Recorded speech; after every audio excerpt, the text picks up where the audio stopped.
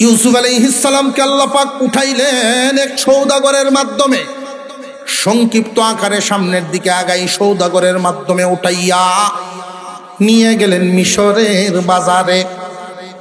মিশরের বাজারে যখন নিলেন, উনি এত সুন্দর ছিলেন, যখন এই সওদাগরে কুয়ার থেকে উঠান, বারবার লাগতেছে, বালতি বারবার লাগতেছে, অন্য দিনের মতো না।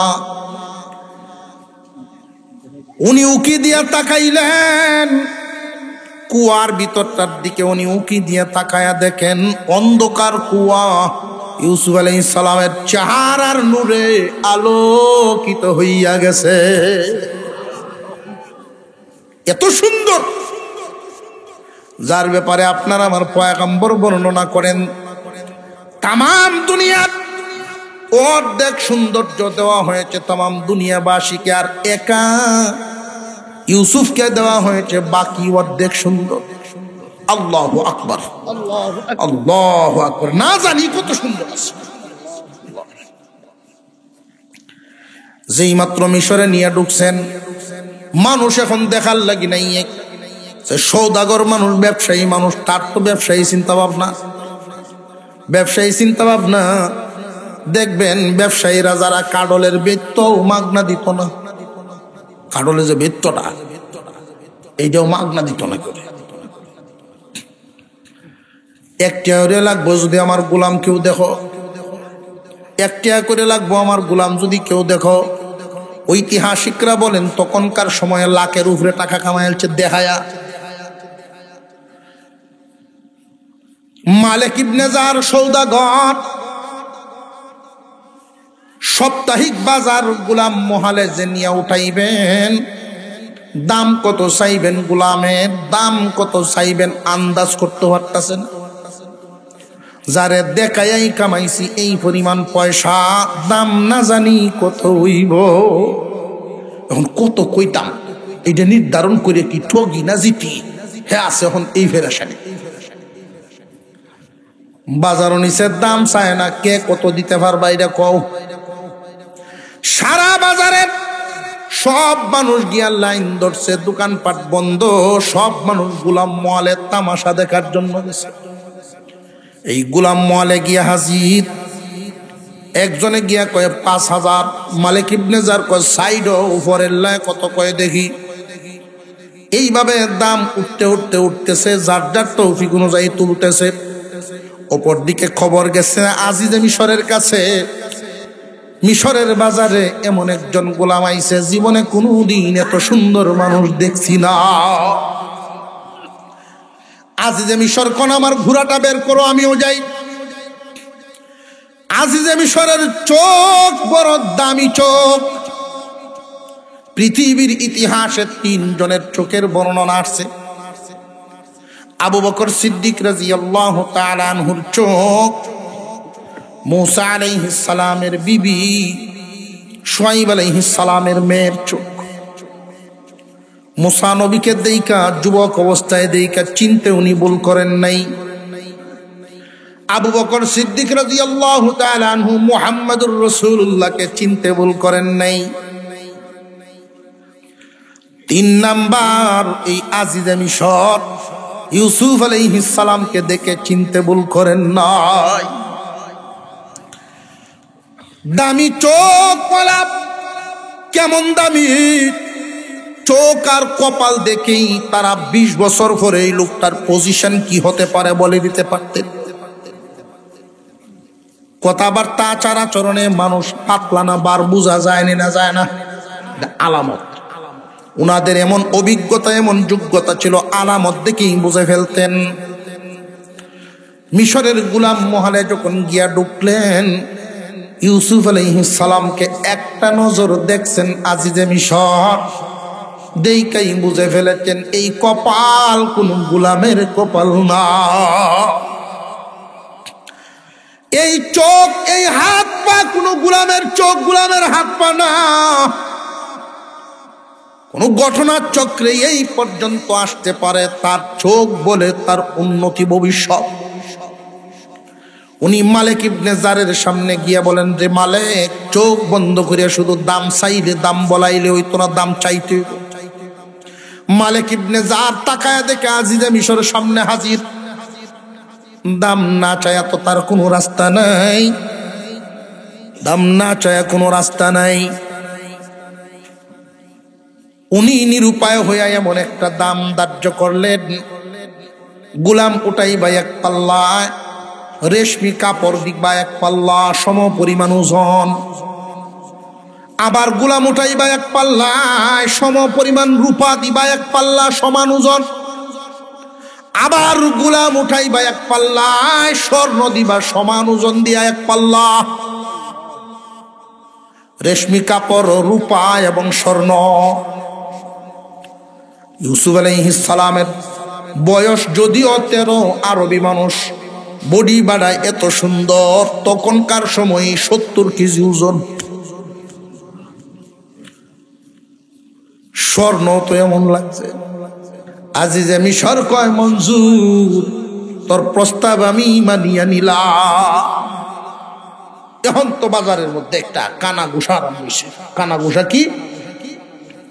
মনে করেন আপনার নাওটানা ব্রিজের দ্বারা, নাওটানা না, এই ব্রিজের দ্বারা একজন মাছ লয়ে বইছে সহালে, খুব দেখার মতো মাছ, বিল তোমার জ্ঞান। এখন দাম বেড়ায় চাইতেছে, 1000-এর মোড়ে নামে না, আর এরা 6, 6.5, 7 কয়ে যে বেড়ায়, বেড়া কই আবার দূরের জায়গা। কাছের মানুষে কষ্ট দেয়, কাছের মানুষে দুঃখ দেয়, ভাই ভাইরে দুঃখ দেয়, চাষাবাতি যায় লাগে। কাছের মানুষ যদি দুঃখ দেয়, ব্যতীত হবেন না, স্মরণ করবেন আল্লাহর পয়গম্বর ইউসুফকে তার কাছের মানুষ ভাইয়েরাই কুয়ায় ফেলাইছে। ইউসুফ আলাইহিস সালামের বাবার কাছ থেকে অনেক বুঝায় শোনায় এনে যখন কুয়ার ভিতরে ফেলে দিল, ওই দিন যেই কুয়ার ভিতরে ফেলছিলেন, এই কুয়াটা ছিল 50 হাত 70 হাত গভীর কুয়া। 50 হাত খালি, 20 হাত গভীর পানি আছে। আল্লাহ পাক রব্বুল আলামিন বলেন, জিবরাইল দেখো, সম্মানীর পুত্র সম্মানী, সম্মানীর পুত্র সম্মানীকে আজকে কুয়ার ভিতরে ফেলায় দিল। যখন তারা কুয়ার ভিতরে নিক্ষেপ করে, ওই সময়ে বাবার শিখানো একটা কথা ওনার মনে হয়ে গেছে। ইয়াকুব আলাইহিস সালাম যখন বিদায় দেন, একটা কথা বলছিলেন, ইউসুফ আল্লাহর নামটা বইল না, আল্লাহর কথা স্মরণ রাখবা। এমনি উনি চিৎকার মেরে উনার জবান দিয়ে বেরিয়ে গিয়েছিল আল্লাহ। জানিয়ে রাখবেন, মানুষ যখন উষ্টাকায় বিপদে পড়ে হঠাৎ করে চমকে ওঠে, কোনো না কোনো একটা শব্দ জবান দিয়ে বাইর হয়। আল্লাহ শব্দ তাদেরই বাহির হয়, আল্লাহর নামের জফাজফি যাদের বেশি হয়। আল্লাহর মোহাব্বত, আল্লাহর নামের জফাজফি যারা বেশি করে, তাদের জবান দিয়ে উষ্টাকাইলেও ও আল্লাহ গো আইব না। আর উষ্টাকায়াও হচ্ছিম বা হরে না, এইরকম মানুষ যদি হয়, উষ্টা কইব মায়া গো, মায়ারে ডাকবো, আল্লাহ কইতো না। ইউসুফ আলাইহিস সালাম যেই মাত্র ডাক মারলেন আল্লাহ, জিবরাইল আলাইহিস সালাম ওনাকে নিচ থেকে ধরে ফেললেন। আল্লাহ বলেন, জামা একটা পরায় দাও, গায়ে কাপড় নাই, এটা বেমানান। সব মানুষের লজ্জা শরম সমান না। দেখবেন মানুষের মধ্যে কেউ কেউ এমন আছে, খালি গায়ে মানুষের সামনে যায় না। কোনো আলেমকে কোনোদিন উদাম শরীরে দেখতে পারবেন না, খালি গায়ে দেখতে পারবেন না। আর এমন মানুষও আছে, লেংডি মাইরে বিরিয়ানার যাইব হুরুরা। জোরে কর, আর একটু জোরে কর। আপনার লড়াছড়া না দেখলে তো আমি মনে হল ঘুমাইতেছেন বইয়া বইয়া। এমন ভাবলিও আছে না নাই? খালি শৈল দাম না, লেংটি ভিন দেখেছে কেন? সবার লজ্জা শরম কি সমান? ইউসুফ আলাইহিস সালাম খালে গা, আল্লাহ বলেন জামা পরায় দাও। জিবরাইল আলাইহিস সালাম বলেন এই মুহূর্তেই কুয়ার ভিতরে, কেনানের কুয়ার ভিতরে জামা করতে। রে জিবরাইল, তাকা দেখো, ইউসুফের কোমরের মধ্যে একখান তাবিজ আছে, এটা টান দেও। এই তাবিজ খানার ভিতরে একটা জামা আছে, জান্নাতি জামা। এই জামাটা ইব্রাহিম আলাইহিস সালামকে আল্লাহ দিয়েছিলেন আগুনে যখন পড়ছে। ওনার আব্বাই কিন্তু ওনার কাপড়গুলো নিজের হাতে খুলে রেখে দিছিল। আল্লাহর খলিল আগুনের ভিতরে ছিলেন এই জান্নাতি জামা পরা অবস্থায়। এই জামা আল্লাহর ফিরত নেন নাই, রেখে দিন। জান্নাত থেকে একটা বস্তু বের হয়ে গেলে আর ঢুকানোর দরকার নাই, কারণ জান্নাত তো অভাবী জায়গা না। আপনার কাছেই রেখে দেন। এই জামার বৈশিষ্ট্য হলো ছোট হয় বড় করা যায়, ছোট হয় বড় করা যায়। ছোট করে তাবিজ বানায় সাথে রাখছেন। ইব্রাহিম আলাইহিস সালাম উনি দিয়েছিলেন ওনার সন্তান ইসহাক আলাইহিস সালামকে। ইসহাক আলাইহিস সালাম এই তাবিজখানা দিয়েছিলেন ইয়াকুব আলাইহিস সালামকে, আর উনি আদর করে ইউসুফের কোমরে বেঁধে দিয়েছিলেন। কামে লাগিয়ে গেল। জামা পড়ায়া কুয়ার ভিতরে রাখছেন। এই 10 ভাই বাপে রেখে বুঝায়, বাগে খেয়েছে। কাহিনী তো লম্বা, আয়াত ছড়ে ঘুরে ফেলে। তো আমরা গেছিলাম খেলা দৌড় প্রতিযোগিতার, আর মাল সামান ফারা দেওয়ার লেগে থয়ে গেছিলাম ইউসুফরে। ঘটনা কি হাসা না বানায়? জামদি মাইরে বইয়ে থাকলে হইতো না, জমতাছ আরো জোরে। জোর হইছে না? হ্যাঁ, একটু আর দেওয়া সুরঙ্গল চা আছে না হিয়াজগা, কোন দোহান দাঁড়াইছে না। আল্লাহ কি রহমতটা করছে দেখছি, নিয়াজগো দোহান নাই।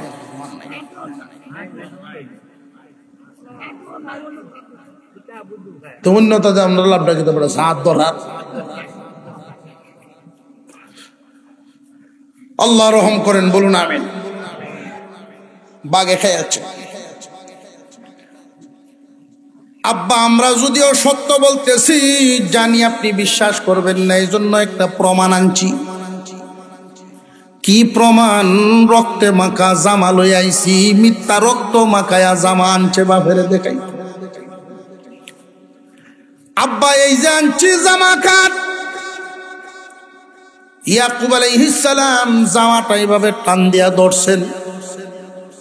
জেনে রাখবেন, টুপিওয়ালা দেখলেই ব্যাককল মনে করুন যেত না। এই পৃথিবীর সবচেয়ে বড় শিক্ষিত কোরআন হাদিস যারা বেশি বুঝে, কেন জানেননি? এই ইলিম আসমানি ইলিম, এই ইলিমের সীমারেখা অনেক বড়। মেডিকেল সায়েন্স শেষ করে একজন ডাক্তার হল, তার জ্ঞানের সীমারেখা আছে। একজন ডাক্তারের জ্ঞান কয়া কথা নিলাম বা 3.5 হাত, দেখুন না। 3.5 হাতের বাইরে তো তার কোনো গবেষণা নাই বডি লইয়া। কিন্তু একজন আলেমের জ্ঞান, আলেমের জ্ঞানের সীমারেখা হলো 7 আসমানের উপর, 7 জমিনের নিচ। যেই যুগে যিনি নবী হন, সবচেয়ে বড় জ্ঞানী হন। জামাটা এইভাবে ধইরাই বলতেছেন, কিরে বাবারা, বাগে খাইছে আমার ইউসুফ রে। কেমন শিক্ষিত বাঘ এটা, বাইর করলো কেমনে? বুতো মাউসিরা নাই, জামাও সিরা নাই। এখন তো ব্যাকল থাকছে, কইটা কিতা করলাম? একটু সিরিয়াল লিখতেছি। এখন একটা আরেকটারে দেহে, একজন আরেকজনের দেহে। জানিয়ে রাখবেন দুনিয়ার জমিনে এখান থেকে একটা শিক্ষা, এখান থেকে শিক্ষা হলো কেউ যদি ভুল করে ধরা পড়ার জন্য ভুলের পিছনে ভুল থাকে। ইউসুফ আলাইহিস সালামের ভাইরা এক একজন এত শক্তিশালী, একলাই এক বাঘের সাথে মার করতে পারে একজন। কোরআনে এই জন্য তাদেরকে বলা হয়েছে নাহনু উসবা, শক্তিশালী টিম। বাঘ ধরে আনছে তাফসীরে নুরুল কোরআন ওলায় লিখেন, আব্বা এই বাঘ দেখাইছে এটা। আল্লাহর পয়গম্বর বাঘের সামনে গিয়া বাঘের মাথার উপরে হাত রাখছে। ছেলেরা তো অবাক, আমরা ভেবেছিলাম আব্বা মনে হয় বাঘরে ভয় পাইবে। জানিয়ে রাখবেন এই ছেলেরা বাবারে শুধু বাবার নজরে দেখে, নবীর নজরে দেখে না। এখান থেকে একটা শিক্ষণীয় আলোচনা আমি আগেই বলছিলাম, 5 আয়াত আলাপ করলেই 1 ঘন্টা দরকার। শিক্ষা যদি বের করুন লাগে,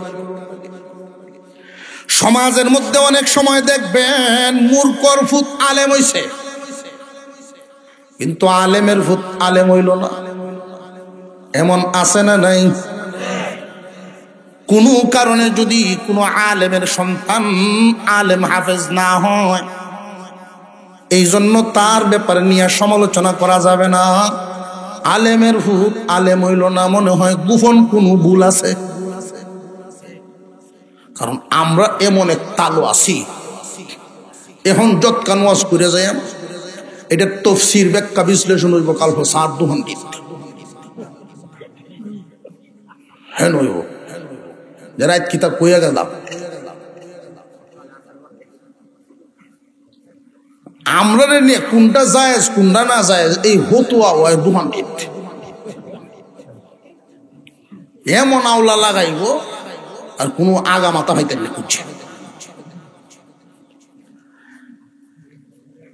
এই সমস্যা কেন হয় সহজে বুঝবেন। আমাদের নেত্রকোনায় 2 জন বড় আলেম ছিলেন, 2 জন বড় আলেম ছিলেন। একজন ছিলেন আল্লামা মনজুরুল হক রহমাতুল্লাহি আলাইহি, বিশ্বমানের, শুধু দেশের বড় না বিশ্বমানের আলেম ছিলেন। আর একজন ছিলেন সুতারপুরি হুজুর রহমাতুল্লাহি আলাইহি।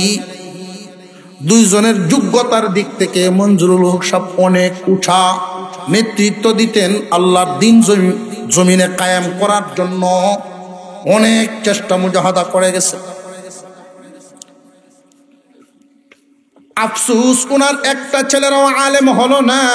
জেনারেল লাইনে অনেক বড় বড় দখল, কিন্তু সুতারপুরি হুজুরের ছেলেরা সবাই আলেম। ওই যে জনগণের যে তফসির, জনগণের তফসির শুরু হয়েছে মহল্লা এলাকা। এত বড় হুজুর, ভিতরে মনে হয় কোনো গুমর আছে জনগণে। অথচ কোরআনুল কারীমে নিষেধ করা আছে তোমরা মানুষের ব্যাপারে বেশি বেশি ধারণা করতে যাও না। কেন জানোনি? মানুষের ব্যাপারে যারা ধারণা করে বেশিরভাগ ধারণাই ভুল হয়। বেশিরভাগ ধারণা কি হয়? ভুল হয়। কোন পরিবারে কোন গোষ্ঠীতে যদি আল্লাহ কোরআনের হাফেজ দান করে, কোন আলেম দান করেন, আমরা তো মনে করি শুধু নিয়ামত বাড়ে কেমনে, আম কায়া শুকরিয়া আদায় করলেই আম আল্লাহ আরো বাড়াইব। কাঁঠালের নিয়ামত কায়া শুকরিয়া আদায় করলে কাঁঠাল আরো বেশি হইব। দান চাউলের নিয়ামত বাড়বো, শুধু এইগুলো আল্লাহ বোঝান নাই। সব ধরনের নিয়ামত গোষ্ঠীর ভিতরে একজন আলেম হাফেজ, এটা কত বড় নিয়ামত। এই নিয়ামতের কদর করবে যারা, এই বংশে, এই গোষ্ঠীতে, এই পরিবারে এই জাতীয় নিয়ামত পাইবে আরো তারা। কিন্তু কদর করবে না যারা, এই নিয়ামত আর পাইবে না তারা। কদর করণ কেমনে? কদর করা লাগে, কারোর ছোট ভাই কোরআনের হাফেজ, ভাই হিসাবে দিবে এক আদর, হাফেজ হিসাবে দিবে আরেক আদর। কারোর বাবা আলেম, বাবা হিসাবে এক সম্মান, আলেম হিসাবে আরেক সম্মান। এমনকি কোন নারীর স্বামীও যদি আলেম হয়, স্বামী হিসাবে এক মর্যাদা, আলেম হিসাবে আলাদা আরেক মর্যাদা। কথা বুঝে আসতেছে এখন? যারা আলেমের মর্যাদা আলেমকে দেয় না, হাফেজের মর্যাদা হাফেজকে দেয় না, তারা নিয়ামতের নাশুকুর করে, এরপরে এই নিয়ামত আর তাদের আসে না। ইউসুফ আলাইহিস সালাম বাবারে দেখতেন বাবার নজরেও, নবীর নজরেও। আর ওই যে 10 ভাই, তারা দেখতেন শুধু বাবার নজরে, নবীর নজরে তারা দেখেন না। কথা বুঝে আসতেছে আপনাদের? মঞ্জুরুল হক সাহেবের ছেলেরা যথেষ্ট শ্রদ্ধা করতেন, তবে বাবার নজরে, আলেমের নজরে না। আর সুতারপুরি হুজুরের ছেলেরা বাবার নজরে তো দেখতেনই, আর আলেমের নজরেও দেখতেন। দুই মিনিট একটা উদাহরণ। সুতারপুরি হুজুরের বড় ছেলে হাটহাজারীতে পড়ে, বর্তমান যিনি আছেন ইউসুফ সাহেব হুজুর, উনি আসছেন রাত 3টের সময় বাড়ি গিয়েছেন। অথচ ফুত আইব ফুতের অপেক্ষায়। কইলা ফুতের কি মায়া, দয়া মায়া আছে না নাই? ফুতের অপেক্ষায়, আমার ভূত তো ডাক দিবই না। উনি ডাক দেন নাই। ট্রেন থেকে নাইমা হাইটে গিয়া যখন বারিন্দায় নামছেন, অনুমান করছেন 4 দিকে তারা দিকে এখন কয়টা বাজে। কিছুক্ষণ পরে তাহাজ্জুদের টাইম হবে, আব্বা উঠবেন। আলেম, একজন আলেমের ঘুম আমি কেমনে ভাঙ্গাই? উনি যদি শুধু আব্বা হইতেন ডাক মারতাম। উনি তো একজন আলেম, ওয়ারাসাতুল আম্বিয়া, নবীর ওয়ারিস। আমি কেমনে ঘুম ভাঙাই? ইউসুফ সাহেব হুজুর বন শুয়ে রয়েছেন, বন, বারিন্দার কোনার যে বন রাখা সেটির উপরে শুয়ে রয়েছে। হুজুর তাহাজ্জুদের সময় উঠছেন, ফুতের চিন্তায় এত দেরি কে দিতেছে। অথচ উনি আয়া পড়ছেন আর 1.5-2 ঘন্টা আগে। দেখছেন বনের মধ্যে কে জানি শুয়ে রয়েছে, সাদা জামা পরানো। ডাক দিছে কেলা, আব্বা আমি ইউসুফ। ও ফুত তুমি এখানে কেন লাগি? ডাক দিলা না কেন? আব্বা আপনি ঘুমাইছেন, আপনার ঘুম আমি কেমনে ভাঙ্গাই? আপনি তো শুধু আমার বাবা না, ওয়ারাসাতুল আম্বিয়া। টান দিয়া বুকের সাথে জড়ায়া নুজুলে রহমতের সময় যে দোয়া দিছিলেন, বাবার দোয়া আল্লাহর দরবারে এমন ভাবে কবুল হয়, মাঝখানে কোনো পর্দা থাকে না।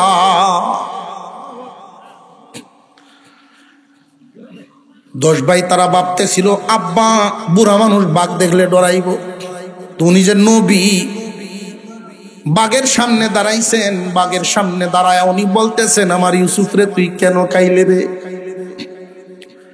আমার কলিজার টুকরা ইউসুফ, ইউসুফ রে তুই কেন খাইলে? জিহ্বাটা বের করে বাঘ আল্লাহর দরবারে দরখাস্ত করে, জবান খুলে দাও গো আল্লাহ, তোমার নবীর সাথে কথা বলতাম। তাফসীর ওলায় লিখেন বাঘের জবান খুলে যায়, বাঘ বলা শুরু করে দিছে, ওগো আল্লাহর নবী, ইউসুফ খাই মধুরের কথা, জীবনে কোনোদিন তারে চোখেই দেখি নাই। এমনি ইয়াকুব আলাইহিস সালাম বলা শুরু করছেন, ভূতেরা রে আর কত সাজাইবা? আমি যা বুঝার বুঝে ফেলেছি, এটা তোমাদের মনোক্তি সাজানো। আমার ইউসুফ রে বাগে খাই নাই, তোমরাই কিছু করছো। তবে কি করছো তোমরাই জানো। আমি যা বুঝার বুঝে ফেলেছি, তবে মনের দুঃখ মনেই রাখতে হবে। এই বিচার আমি কারে দিব, কার কাছে লইয়া যাইমু? কারণ উনার শরীয়তের জজ উনি নিজে, উনার শরীয়তের জজ উনি নিজে, উনি বিচারক।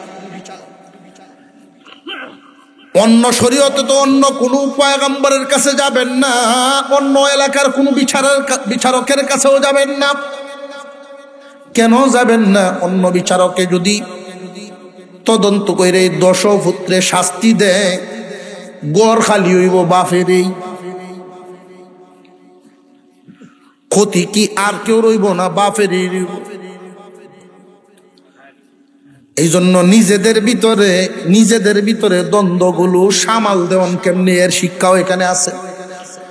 আদর্শ একজন পিতার শিক্ষা এখানে দেওয়া আছে। যা বুঝার উনি বুঝে ফেলেছেন। এই মুহূর্তে তিনি বলেন ফাসবুরুন জামিল আল্লাহুল মুস্তাআনু আলা মা তাসিফুন। এই মুহূর্তে আল্লাহর আশ্রয় ছাড়া আমার আর কোনো উপায় নেই। আল্লাহ তো জানেন কই আছে। যেই মাত্র উনি আল্লাহর আশ্রয় নিয়ে নিছেন, আল্লাহ বলেন জিবরাইল রে, বাপে আমার আশ্রয় নিছে, পুত্রে এখন উড়ানির সময় হয়েছে। ক্ষতিগ্রস্ত হইয়া সর্বপ্রথম কারে ডাক দেওয়া? আল্লাহর নামটাও তো আইনসান বুঝা। 6 মাস ধরে রোজাই রাখতেছিলাম বেলা। মোহাব্বতের সাথে একবার বলেন আল্লাহু আকবার।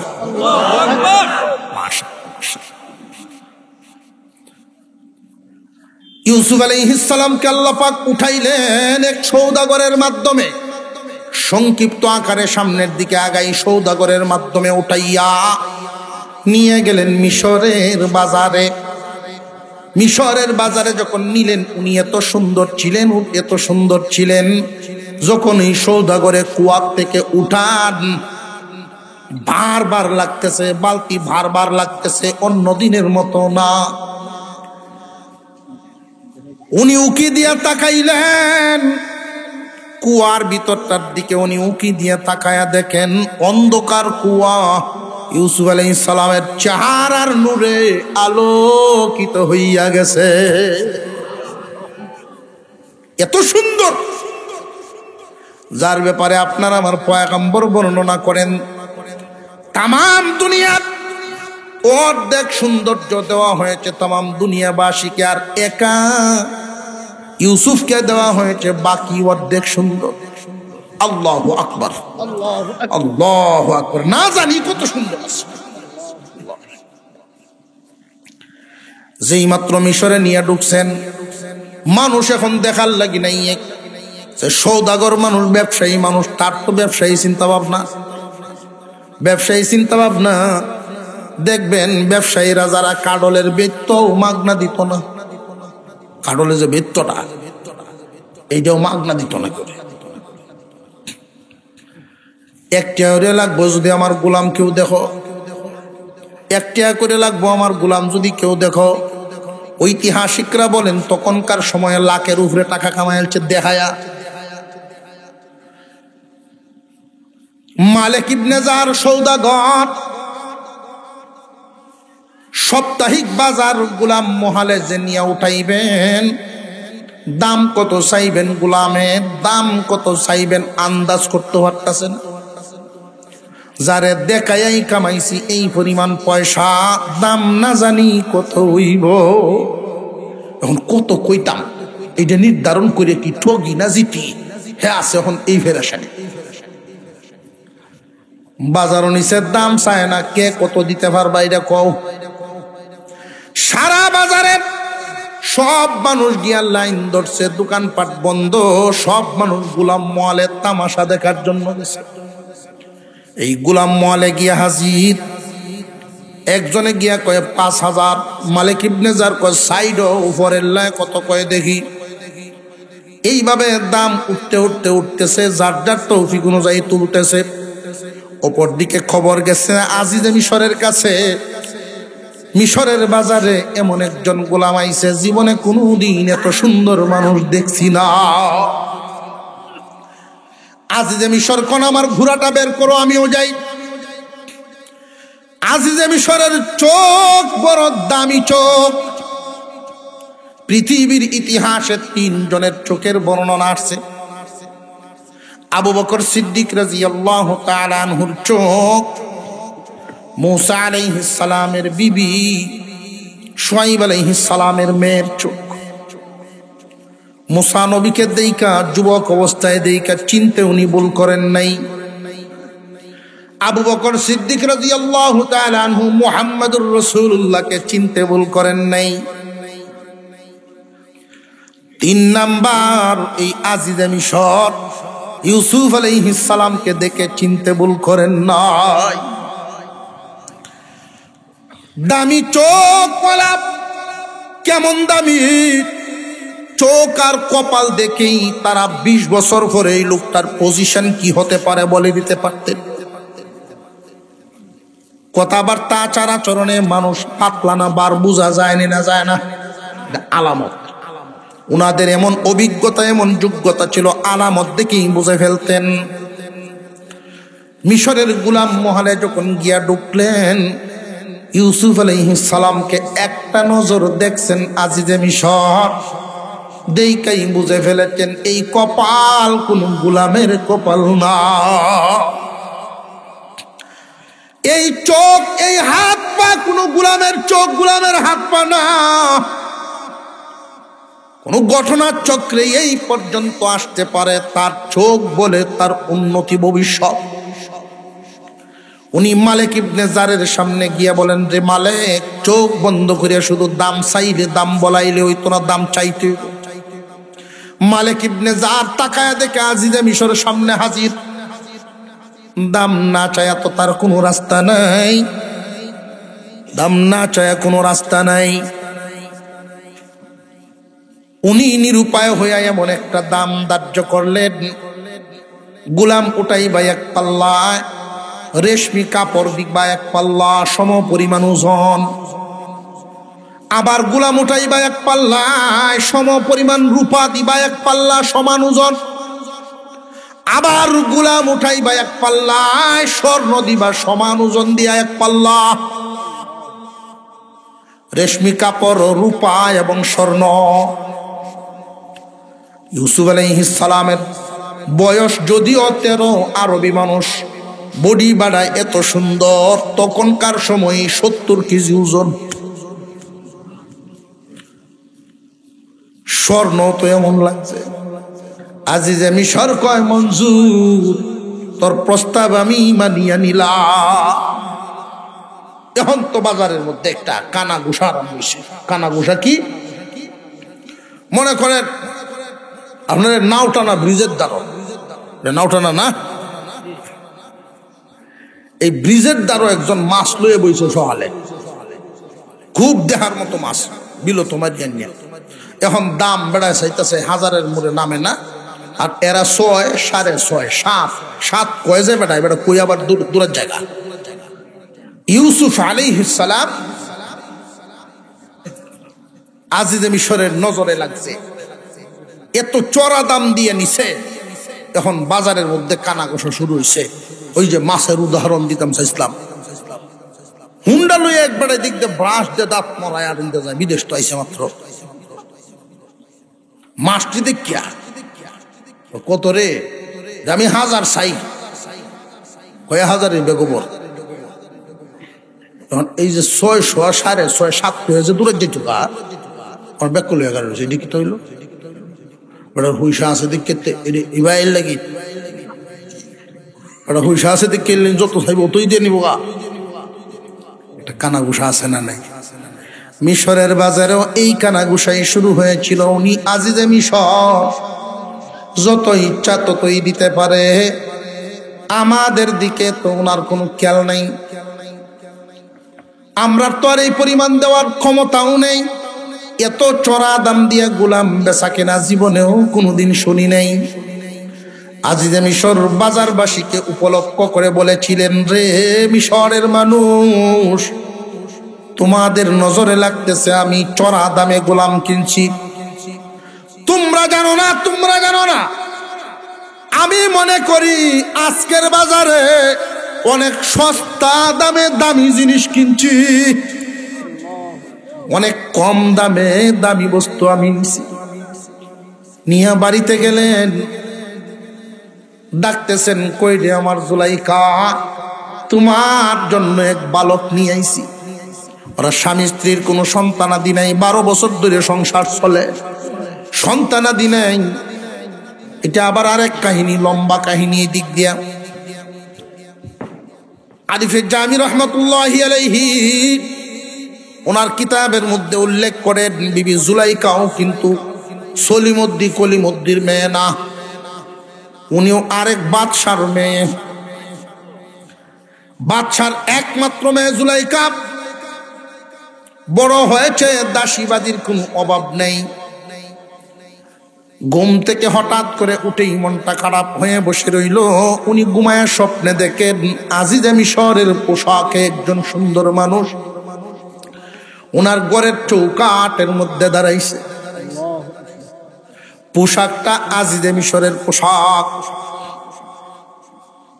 বিবি জুলাইকা ঘুম থেকে উঠে দুনিয়ার কোন মানুষকেই আর তার কাছে দেখতে ভালো লাগে না। এত সুন্দর মানুষ জীবনে কি হয় না, কি এত সুন্দর মানুষ দেখলাম। পরের দিন ঘুমাইছেন, ওই দিনই একই স্বপ্ন দেখলেন। খাওয়া নাই, ঘুম নাই, গোসল নাই, কিছুই ভালো লাগে না। বাদীরা জিজ্ঞাসা করে কি ব্যাপার, কি হয়েছে? কারোর কাছে কিছুই বলেন না। তৃতীয় দিন যখন উনি আবার স্বপ্নে দেখছেন, জিজ্ঞাসা করছেন আপনাকে আমি কোথায় গেলে পাবো? আপনার পরিচয় দেন। যে আমার পরিচয় আমি আজিজে মিশর। এর ভিতরে বিভিন্ন রাজা বাদশাদের সন্তানদের ছেলেদের প্রস্তাব আওয়া শুরু হয়েছে, কারণ তৎকালীন জামানার বিশ্ব সুন্দরী ছিলেন জুলাইকা। তৎকালীন জামানা জুলাইকায় সুজা জানায় দিছে, বিয়ে যদি করতে হয় আজিজে মিশরকেই করব। বিয়ে যদি করতে হয় আজিজে মিশরকেই করব। এখন রাজা ভরছেন আরেক বিহু, বাদশা ভরছে আরেক বিহু। বেড়া যদি প্রস্তাব না লইয়াই, আমি মেয়ের বাপ, আমি যাই কেমনে?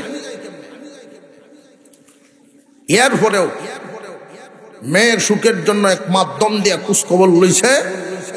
লইয়া দেখে বেটার খুব একটা আগ্রহ নাই। এখন আগ্রহ যে নাই, বিয়া করতাম না, বাদশার মেয়ে এত সুন্দরী, এরকম সুযোগ পায়া দেশের বেশ মানুষ পাগল, সব বাদশার ছেলেরা পাগল। আর উনি প্রস্তাব পাওয়ার পরেও যদি কিছু লড়াছড়া না দেয়, সন্দেহ করতো না সে। বিয়ার কথা শুনলে যদি বাড়ির তো হোলায় ওরে তেরে লোক দাল মে কুছ কালা হে, বুঝাইতো না। উনি বুদ্ধি করে এক জবাব দিছে, বিয়ে করতে পারি এক শর্তে, যদি ওনার মেয়েকে সাজায় আমার অফিসের সামনে পাঠাবেন, আগে দেখবো যদি পছন্দ হয় বিয়ে হবে, পছন্দ না হইলে ওনার মেয়েকে উনি নিয়ে যাবেন। রাজায় কয়ে সম্ভব না, কোনো মেয়েকে সাজায়া ছেলের বাড়ি যাওয়ার নিয়ম পৃথিবীর ইতিহাসে নাই, এটা মেয়ের ইজ্জতের হানি হয়। যদি অপছন্দ করে বসে মারে, তখন তোমার লই আমি কই যাই, মান সম্মান নষ্ট হবে। জুলাইকায় বাদীদেরকে বলেন, আব্বারে এই সাবজেক্ট থেকে আব্বাকে আব্বার জায়গায় রাখো, ল আমরা আলাদা একটা ঘোড়ার গাড়ি নিয়ে ঘুরান দেয়। গেইটের সামনে গিয়া দাঁড়াইছেন, শুধু খবর দিছেন আজিজে মিশরকে গিয়া বলো আসার জন্য। বেটা নিয়ত কইরেই বাইরে হইছে, যাই আমার না হরাম। কারণ বিয়ে করার জন্য যে শারীরিক যোগ্যতার দরকার, এটা ওনার ছিল না। সাফ বুঝাইছে না? আইসাই না করিয়া দিমু। আজিজে মিশরের পোশাকে উনি আসতেছেন। যেই মাত্র জুলাইকার কাজ পর্যন্ত আইসা গেছে, বিবি জুলাইকা ডাক দিয়া বলে, রে সাথীরা,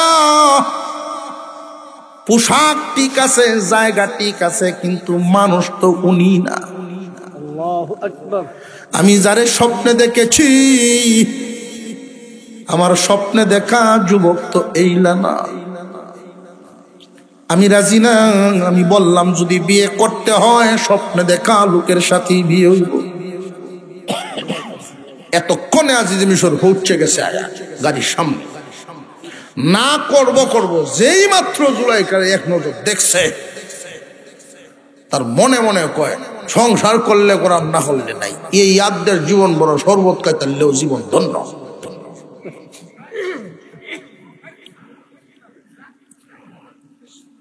জুলাইকা আগের থেকেই বলতেছে আপনার পছন্দ অপছন্দ জানাবেন পরে, বিয়ে হলে আমরা দুই বিছানায় থাকবো, দুই ঘরে থাকবো, আলাদা ঘর থাকতে হবে। আজিজ মিশর মনে মনে কয় আহা, এইরকম এক নিয়ামত, সেবা যত্ন ভায়া, আর আমার দুর্বলতাও গোপন থাকবো, এর চাইতে সুযোগ আর কিন্তু না। কিন্তু উনি প্রথমে রাজি হইতে রাজি না। বান্ধবীরা বুঝাইছে, ও সখী তুমি এখানে তাকো, স্বপ্নে যেহেতু দেখছো মহল এইটা, পোশাক এইটা, হয়তো এইখানে অপেক্ষা করতে করতে কোনো সময় স্বপ্নে দেখা মানুষ তোমার সাক্ষাৎ হইতে পারে। যাইতে যাইতে দিন, যাইতে যাইতে বহুদিন চলে গেল। এমনি আজিজ মিশর গোলাম কিনে নিয়ে চড়া দামে ইউসুফকে কিনে নিয়ে বাজারের বাহিরে যখন উনার বাড়ির সামনে গেছেন, ডাকতেছেন, কইরি আমার জুলাইকা বিবি রে, আসো দেখো তোমার জন্য এক হাদিয়া আনছি, তোমার জন্য একটা হাদিয়া আনছি, বড় চড়া দামে আনছি। যদিও গোলাম হিসাবে কিনেছি, তারে কিন্তু গোলাম মনে করবা না, তারে ভালোভাবে থাকতে দাও, ভালো কিছু খাইতে দাও, নিজের সন্তানের মতো মনে করবা। আমরা তো সন্তানাদি নাই। আর একটা ভবিষ্যৎবাণী দেই, হতে পারে এর দ্বারায়, হতে পারে তার দ্বারায় আমাদের সকলের মঙ্গল হবে, অনেক উপকারে আসবে। তার এই যে কথাটা, এটা ভবিষ্যতের সাথে মিল আছে না নাই? শুধু কি পরিবারের উপকার না, পুরা দেশবাসীর উপকার হয়েছে ইউসুফ আলাইহিস সালামের দ্বারা। খরা দুর্ভিক্ষের বেলায় ইউসুফের উসিলায় মানুষের খাদ্যের ব্যবস্থা হইছে। কারণ আছে, বুড়া বুড়া মানুষ আপনার তো খেলাটা শেষে আমি হুবাই যাই, আপনার তরেন নাই বাবা দিয়ে। আমি কইছি, কইয়াই লাগছি যে 12টা পর্যন্ত চলবো, বেশি তো বেশি আর একটু সময়। চেয়ারম্যান সাহেব আইছেন মাত্র। আমি আগেই কইছিলাম এই সূরা যত আজ্ঞাম খালি ভালো লাগবো, যত সামনের দিকে যাব তত ভালো লাগবে, মজা শুধু লাগতেই তবে। আল্লাহর কালাম, আল্লাহ আলহামদুলিল্লাহ, আল্লাহ কবুল করেন, বলুন আমিন। আম্বস শেষ না হতে ছাড়ছি না। নারে তাকবীর, বড় তো হাসি মারতে।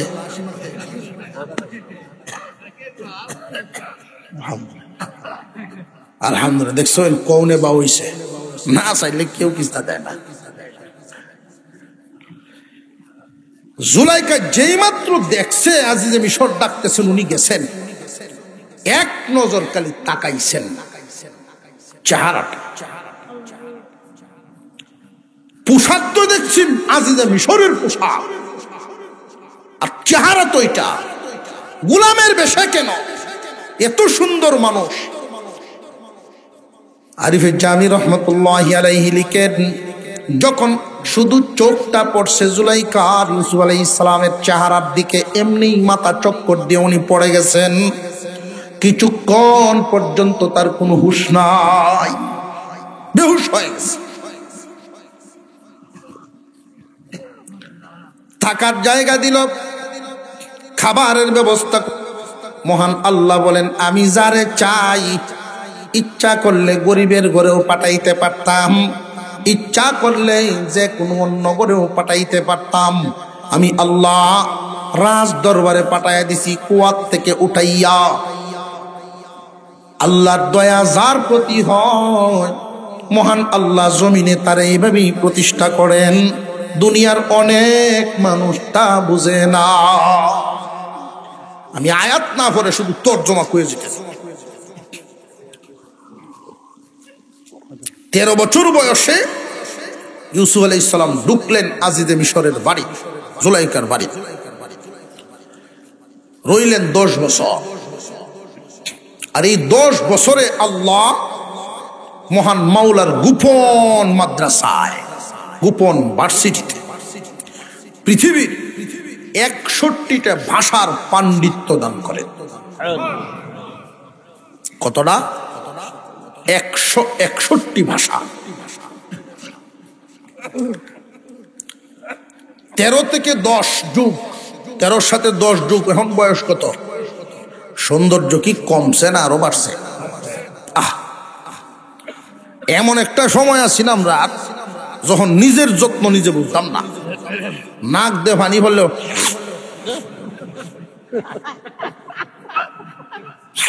দিছে না, এর যা পানি টেনে যা আছে আবার হিন্দে আর জোরে করেন গেছে না, গেছে না দিন। কিন্তু যেই মাত্র বয়সটা 15-16 পড়ছে, যখন 3 আঙ্গুলে চিরুনি খুশি আর শুধু একটা আয়না গেছে না মন্দির, তাহলে আমার একলা ঘাস কাটার যে বেড়া যায়, হে ও মাথার তেল দিয়ে চুলটা আশ্রায়া পরে দাকা ছিল ভাই, ঠিক না? ঠিক।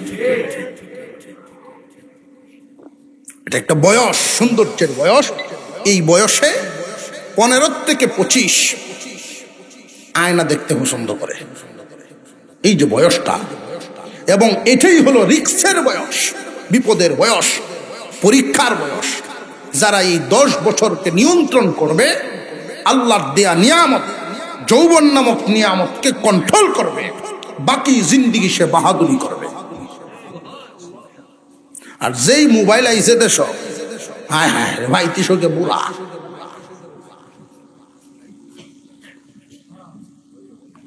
জোরে কর, টেঙ্গের গুছা দেখবেন বলা মানে সিংহ মুরগির বাচ্চার লান দেখা যায়। দিন যত যায় মানুষ খালি শুরু শুরু তো এমনি হয় না। আল্লাহ নিষেধ করেছেন গোপনে প্রকাশ্যে অশ্লীলতা করবা, দূরের কথা ধারে কাছেও যায় না। এই অ্যান্ড্রয়েড মোবাইল ক্যান্সারের চেয়ে মারাত্মক। যদি কোনো যুবক মনে করেন যে এই মোবাইলটা আমি চালাইলে, যখনই নীরব হই, যখনই সুযোগ হয়, তখনই খালি এই উল্টা পাল্টা হুড়ুড়ি দেখতাম মনে চায়, তাহলে মাসালা আমি দিয়ে যাই, আপনার জন্য এই মোবাইল ব্যবহার করা হারাম, হারাম, হারাম।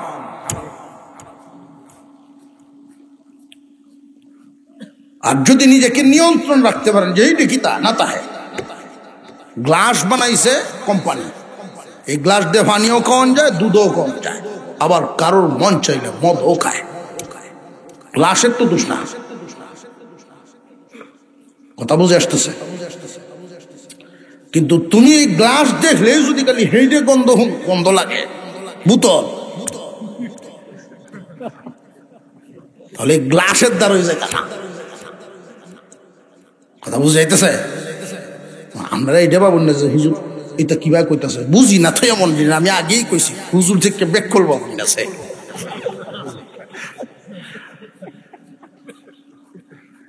একটা গাঞ্জা উঠে ধরছি, ধরিয়া বয়সী দাঁড়ো, হ্যাঁ ডরাইতেছে, মনে হচ্ছে মারিটা দিবান। আমারে দেখলে খুব সম্মান দিব, দূরাতে আঁকবো, দূরাতে যাইবো, ডাক্কে আনছি দাঁড়ো, শোনায় বউ। আচ্ছা, তুই গাঞ্জা খাইলে নিজেরে বলে রাজা মনে হয়, তখন হ্যাঁ আমার এই গাঞ্জার তফসির সে হয়ে গেছে। যে লাইনের লোক এটি ছাড়া তো হওয়া যেত না। গাঞ্জা বলে 3 জাতের, সবচেয়ে দামি যেটা, এটা খাইলে নিজের বাসা বাসা মনে হয়,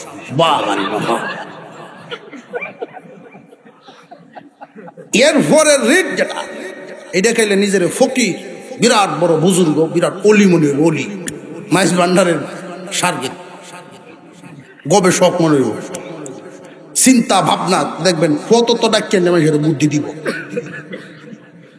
তাই নাকি? এরপরেরটা এটা কম দামা, 10 টাকা দেবো বলে দেয়, লেডি কুন্ডা ওটা কই টাকায় খালি জিমাইব এই হইল ব্যাখ্যা।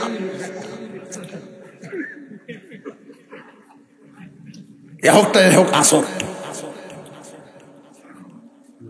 আল্লাহু আকবার, কত সুন্দর মানুষ। ইউসুফ আলাইহিস সালামের বয়স কত? 13 বলে 23 গেছে না? এখন জুলাইকার কাছে কি আগের মতো লাগে না আরো পাগল হইছে? ইউসুফ আলাইহিস সালামরা দেখলেই এখন কবিতা শোনায়, মনটা যদি খোলা যেত সিন্ধুকেরই মতো, খুলে দেখাইতাম তোমায়। অর্ধেকটা রাখো হেলতেছে, এটা তাও এটা কোন লাগতো না। আরিফে জামি রহমতুল্লাহ যা লিখছে তা যদি এখানে বলতে থাকি, আপনারা কোন হুজুর এইবার, হ্যাঁ, এমন কোন কৌশল নাই যেই কৌশলে জুলাইকা ইউসুফকে কাছে টানে নাই। ইউসুফ আলাইহিস সালামকে একাকিত্বে পাইলে আবেদনময়ী অবস্থা পেশ করত। আবেদনময়ী বুঝো কিভাবে বোঝাই, মানে মাথার কাপড় ভালায় দিত।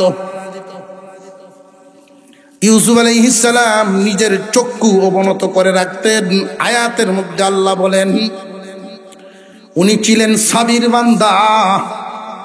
রে যুবকরা, বয়স কিন্তু 23, আর আমি সীমা দিয়েছিলাম 25 থেকে 15, 15 থেকে 25।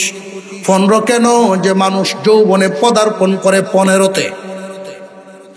এটা শরীয়তের মাসালা। বাংলাদেশের ওয়েদারের সাথে মিল করে আরো আগেও হয়ে যেতে পারে। ছেলেদের জন্য 15 হয়ে গেলে আর ওয়েদার দেখন লাগবে না, অটোমেটিক মাসালা এবার লাগবে। 15 থেকে 25 পর্যন্ত খুব ভয়ঙ্কর সময়, রিক্সি সময়। এই সময় যদি সর্বপ্রকার গুনাহ থেকে তার যৌবনকে বাঁচায় রাখতে পারে, চোখ, অভ্যন্তরীণ সব, বাহির ভিতর সব যদি ঠিক রাখতে পারে, এই মানুষটা আল্লাহওয়ালা হইয়া কবরে যাইব।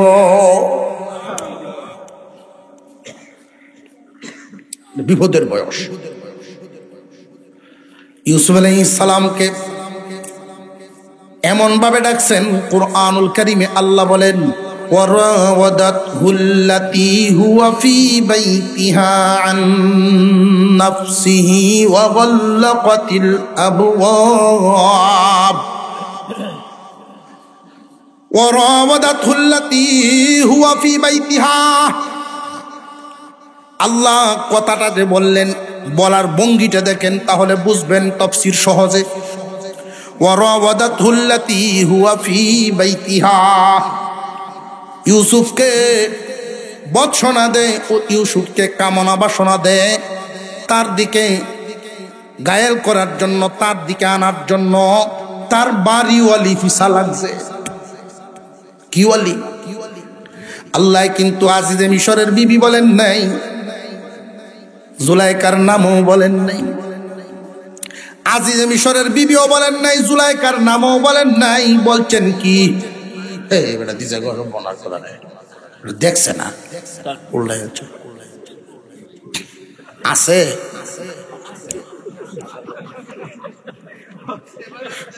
আল্লাহু আকবার।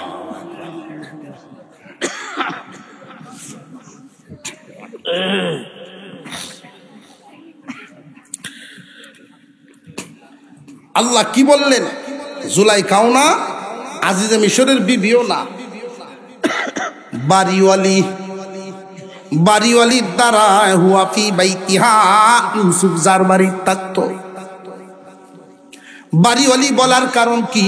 এখানে বোঝাইছে প্রত্যেকটা মানুষ যার আশ্রয়ে থাকে, তার তাবে হয়, তার কাছে দুর্বল হয়। চাকর মুনিবের কথা মানতে বাধ্য, চাকর মুনিবের কথা মানতে বাধ্য।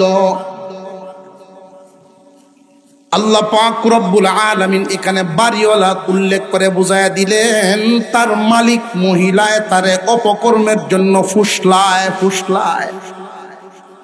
রে দুনিয়ার যুবক, যুবতী কান পেতে শোনো,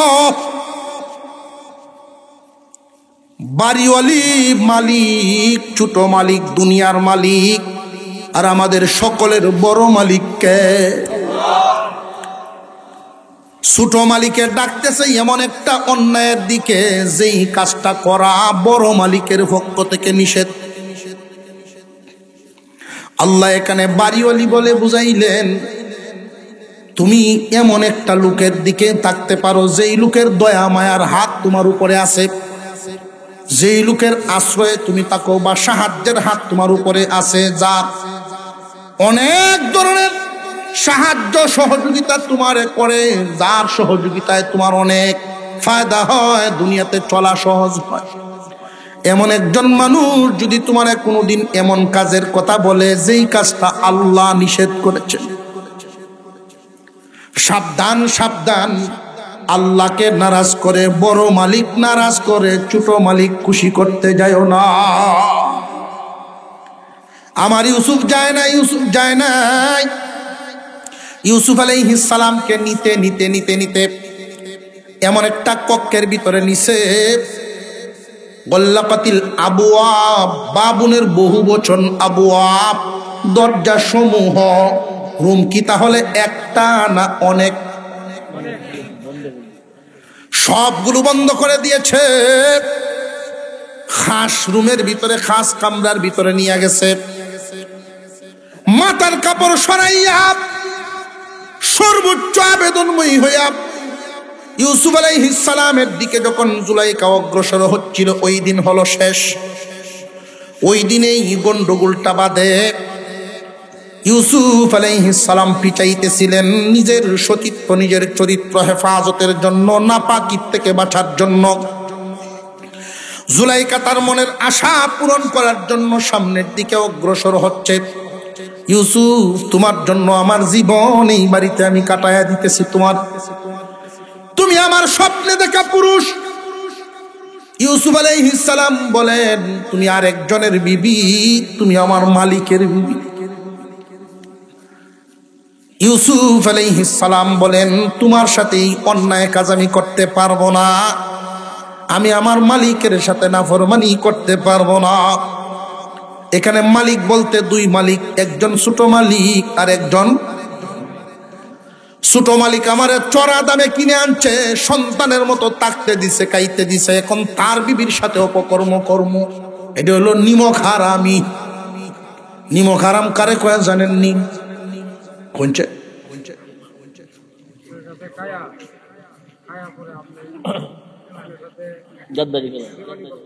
না, হইছে না। নিমক হারাম আপনি আপনার যেটারে কয় নুন খায়া কোন গায় না, না, এই জন্যই আমি এটা ফেসাই আনছি। নুন খায়া গুণ না গাইলো এটা হের ব্যাপার, এই জন্য না ফরমান না। খাইলো যে প্লেটটা, খায়া উঠিয়াউনের সময় প্লেট গাতা হইতে আসছে, বুঝাইছে? আপনি তার উপকার করছেন, উপকার করার পরে উপকার স্বীকার না করলো, বদলা না দিল সমস্যা নেই, কিন্তু আপনার ক্ষতি যদি করে, এইটা হলো নিমক হারাম। কথা বুঝেছে? নিমক হারাম কিসকু কাটে। আপনি উপকার করলেন, প্রশংসা করে না, মানুষের কাছে কয় না, না কো আপনি উপকার করছেন, আপনার দায়িত্ব পালন করছেন, কিন্তু পরবর্তীতে সে যদি আপনার ক্ষতি করে, এ হইল নিমক হারাম। প্লেট না কোক, প্লেট যদি গাতা হইয়া লাগে, এটা কোন চরিত্র? আমি আমার মুনিবের বিবির সাথে অপকর্ম করতে পারি না, এটা হলো এক মালিক বুঝাইছে। দুই নাম্বার, আমার বড় মালিক আল্লাহ কুয়ার থেকে উঠায়া আপনার স্বামীকে আমার জন্য রেডি করে মিশরের বাজারে পাঠাইছে, চড়া দামে কিনাইছে। এই ব্যবস্থা মূলত সব কিছু করছেন তো আল্লাহ। জুলাইখা কিছুই মানে না, কিছুই মানে না, সামনের দিকে আগাইতেছেন। ইউসুফ আলাইহিস সালাম তখন নিরুপায় হইয়া ওয়ালের সাথে তার পিঠ টেকে গেছে, যাওয়ার কোনো রাস্তা নাই, বডি লাগাইয়াই দিব এমন এক হালত। তখনই উনি চোখ বন্ধ করে ডাক দিয়েছিলেন আল্লাহু আকবার বলে দৌড় মারছিলেন। এইখান থেকে একটা শিক্ষা হাসিল হওয়ার, যেইখানে অপকর্ম হওয়ার সম্ভাবনা, যেখানে অন্যায় কাজ হয়, ওইখান থেকে স্থানান্তরিত হওয়া, ওই জায়গা ত্যাগ করা তোমার কাজ, ত্যাগ করার চেষ্টা করা তোমার কাজ। গুনাহ থেকে বাঁচার চেষ্টা করা বান্দার কাজ, গুনাহ থেকে বাঁচানো আল্লাহর কাজ। ইউসুফ আলাইহিস সালাম দৌড় মারলেন বাঁচার জন্য। উনি জানেন তালা লাগাই, উনি জানেন তালা লাগালো, দরজাগুলো সব বন্ধ করা উনি তো জানেন, কিন্তু এরপরেও বাঁচার চেষ্টা করা উনার কাজ, বাঁচানো। উনি এমন এক দৌড় দিয়েছেন, উনি যত সামনে যায় দরজাগুলো একটা একটা করে ঠাসঠাসি খোলা শুরু হয়ে গেছে। সর্বোচ্চ চরিত্রবানের পরিচয় দিয়ে উনি উত্তীর্ণ হয়েছেন। কারণ জুলাইকাও তো লেসা ফেসা বেটি না, বিশ্ব সুন্দরী তখনকার সময়, রাজার মেয়ে। আর উনার বয়স আগুন। এই বয়সটা তো মানুষের অগ্নি পরীক্ষার বয়স, অগ্নি পরীক্ষার বয়স। এরপরেও এই চরিত্র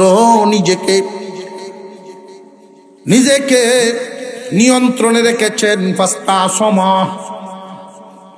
নিয়ন্ত্রণে রাখছেন। দৌড়াইয়া যখন গেছেন, জুলাইকায় পিছন দিয়ে খাবলা দিয়ে ধরছে। এমনি দুজন একসাথে গিয়ে শেষ দরজার মধ্যে যখন গেছে, জুলাইকার স্বামী সামনে হাজির। এখন তো হচ্ছে জামাই সামনে। এতক্ষণ কিন্তু জুলাইকা ইউসুফের লাগিন পাগল, যেই জামাই সামনে পড়ছে অহন কয়, দেখবেন কি কয়, স্বামী হে, মালিকের বিবির সাথে অপকর্ম করতে চায় এমন কর্মচারীর কি বিচার হওয়া দরকার?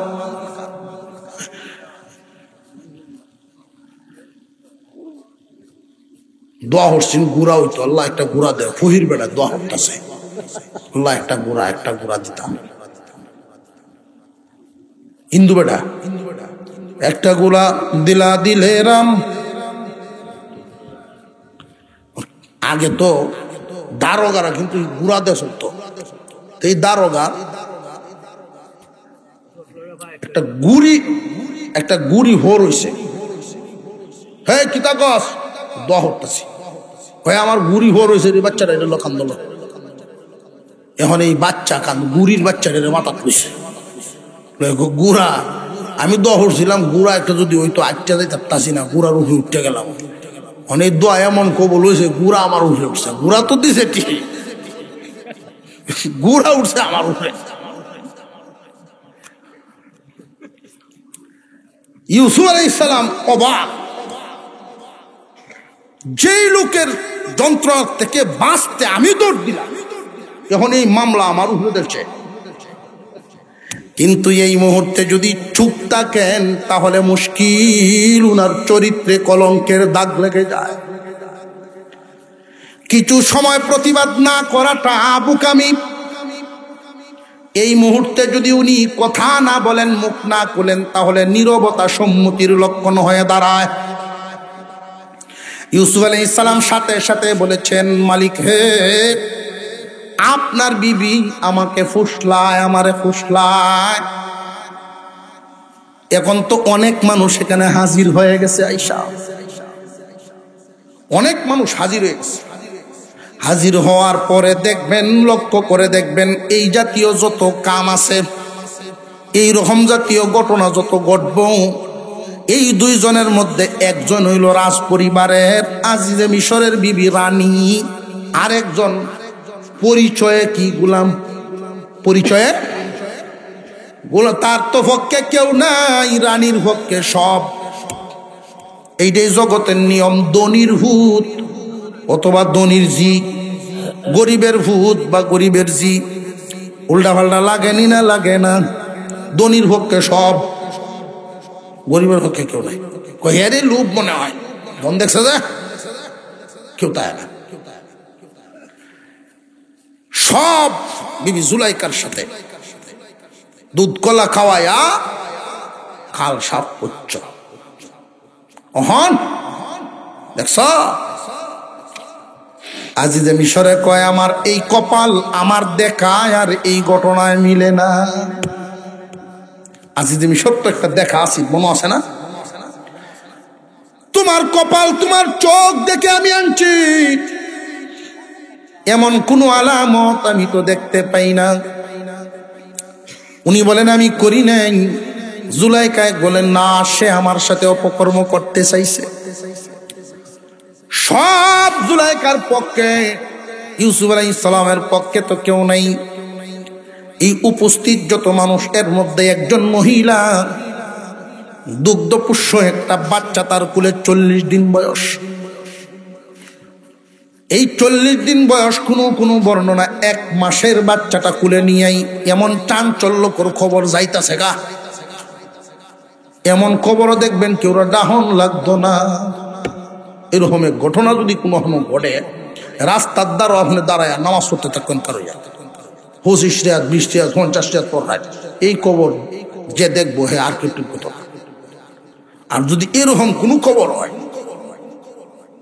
তাহলে আপনি পুরুরা যাওয়ার আগে খবর যে মানুষ হাজির। এই মহিলাও দৌড় দিয়া পাশের রুমেই ছিল, দৌড়ে আসছে।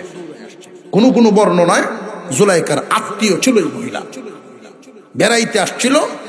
আর এই বাচ্চা দুলনার মধ্যে ছিল, যেই রাস্তা দিয়া ইউসুফ আর জুলাইকা দৌড়াদৌড়ি করে দরজায় যায়, এই পাশেই ছিল দুলনার মধ্যে বাচ্চা।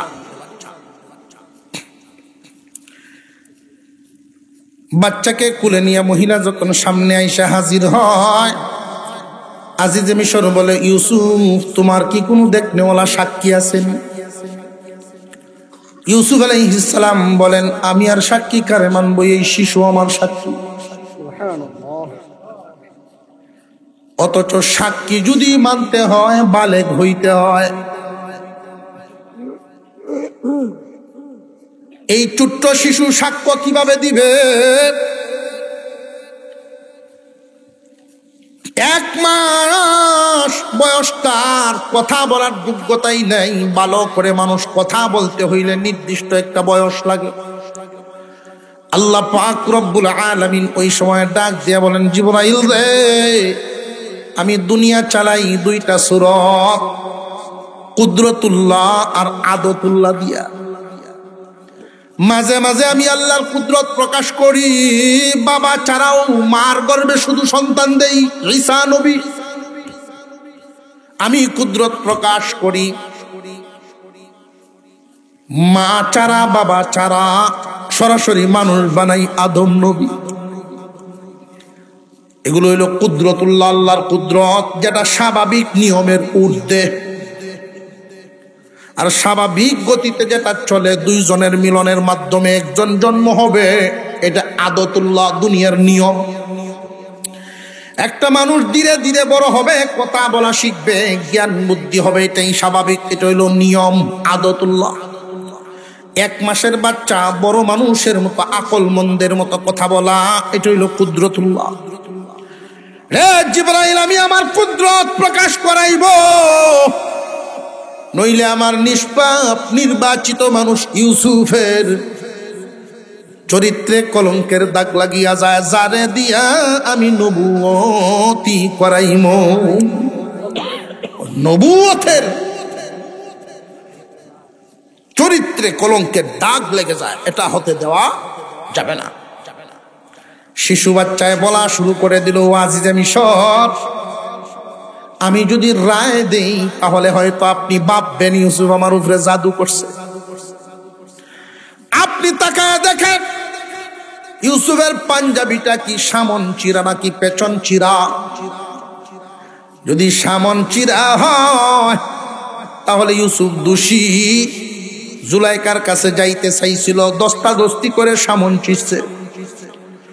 আর যদি পাঞ্জাবিটা পেছনে চিরা থাকে তাহলে জুলাইকা দোষী, ইউসুফ নির্দোষ। ইউসুফ বাগতেছিল, জুলাইকা টান দিয়া ধরছিল। যেই মাত্র আলামত দেখছে, দেখে পাঞ্জাবি ফিসন সিরা, এখন ধরা খাইছেনি। আজিজে মিশরে কয় তুমি দোষী, তুমি দোষী, ইন্না কাইদাহুন্না আযীম, ইন্নাকি কুনতি মিনাল খাতিঈন, তুমি ছিলা ভুলে, তোমার ভুল। ইন্না কাইদাকুন্না আযীম, নারীর চক্রান্ত বড়ই মারাত্মক। ঠিক ঠিক এলা কইছে।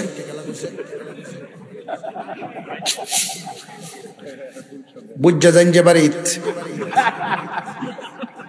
আজগো বুঝা যাইন যে আমরা কিন্তু নাম কইছি না কেউ রে, কারণ এবারে বিহুদ নাজিল হইতে তো দরকার নাই। আমরা জুসের সুরে কই আছে। আল্লাহ ইউসুফ আলাইহিস সালামকে নির্দোষ প্রমাণ করলেন, জুলাইখা দোষী সাব্যস্ত হয়ে গেল। জুলাইখা দোষী সাব্যস্ত হয়ে গেল। আজিজে মিশর ইউসুফকে সান্ত্বনা দিতেছেন, বাবা মন থেকে বাদ দেওয়া হয়েছে। কিন্তু এই খবর সারা মিশরে চড়ছে, এখন তো তার আর মাথা গরম, মানুষের কাছে কালা রইব। অবশেষে ইউসুফরে জেলে দেও, জেলে দিলে দেশে যখন খবর হইব বউয়ের সাথে অপকর্ম হয়েছেন, কে দোষী কে গুণী দেশের মানুষে শুনতো না। মানুষে দেখবো জেলো খেলা আর বাইরে খেলা, যে বাইরে হে বালা, যে জেলো বুঝাইছে। জানিয়া রাখবেন, বর্তমানে আমরা যা দেখি এটা শুধু নতুন খেলা না, খেলা এটা পুরানি। কোন মানুষকে যদি গায়াল করতে হয়, সবচাইতে গুরুত্বপূর্ণ অংশ তার চরিত্র। কারোর চরিত্রের উপরে যদি আঘাত করা যায়, জিন্দেগি শেষ করে দেওয়া যায়। এই জন্য অনেক মানুষের চক্রান্ত, যদি কাউরে কোনোভাবেই ফালতে না পারো, চরিত্রে দাগ লাগাইয়া দাও, কলঙ্ক যদি লাগাইয়া দাও, হয়তো নিজে নিজে আত্মহত্যা করবো, নইলে সমাজ থেকে সে মুখ লুকাইব, বুক ফুলাইয়া চলতে পারবে। এটা হইল এক ধরনের চক্রান্ত। এটা শুধু নতুন না, আগের থেকেই।